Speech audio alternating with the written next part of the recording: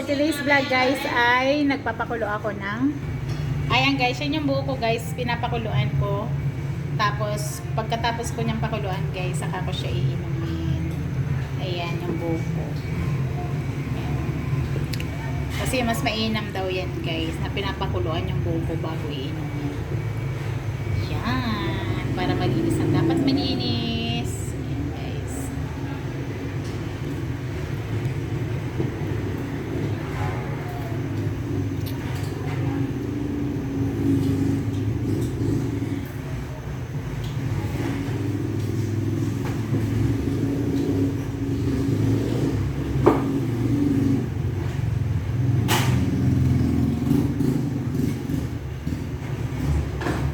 Hi guys, tingnan na natin guys yung ating buko.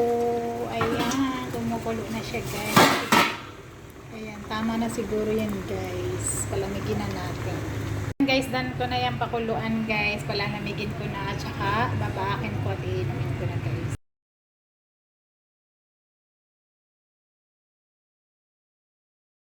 Guys, at nasunog pala siya habang kumukulo. Pwede pala yun. Pwede palang masunog yun guys. Ayan. Nabakin ko na yan guys.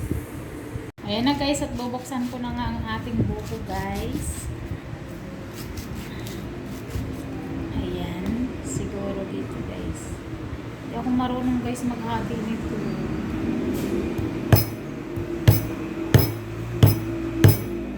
Ay, Diyos ko. Baka matagtag na pa yung kamay ko guys.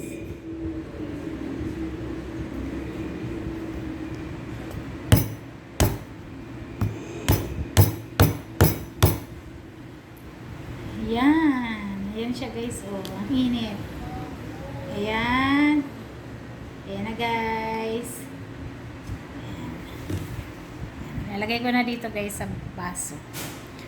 20 isang puno. Ayan guys, 20 lang isang puno nito. Ay, 25 pesos pala isang puno. Ay! Aray, ang init. Ang init niya guys. Ayan. Ayan na guys yung buko natin. Saka natin siya iinumin. Ayan na guys, after natin mapakuluan, ito na siya. Nakakuha na ako ng isang baso guys. Pero may laman pa dun guys sa loob. Ang sarap nung ano guys, naluto na buko. Ang sarap. Nakatikim ako dun sa tinanggal ko. Ayan, kakainin ko pa siya later guys, yung laman niya. Guys, yung pinakuluan natin buko. Napakalinaw, para siyang Sprite. Kalinaw guys. Ayan o. Diba? Nagabula-bula. Para din siya yung ano. Ayan, inumin na natin guys. Sarap. Sarap guys.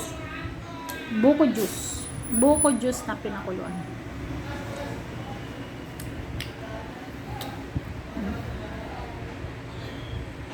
Pinakuluan to guys ha. Itong buko pinakuluan ko. Sarap. Tamis. Tapos mamaya guys, yung buko dun sa loob, kakainin ko pa siya. Hahatiin ko siya. Hindi lang ako marunong maghahati. Ayan lang guys, share ko lang sa inyo. Thank you for watching. And bye-bye.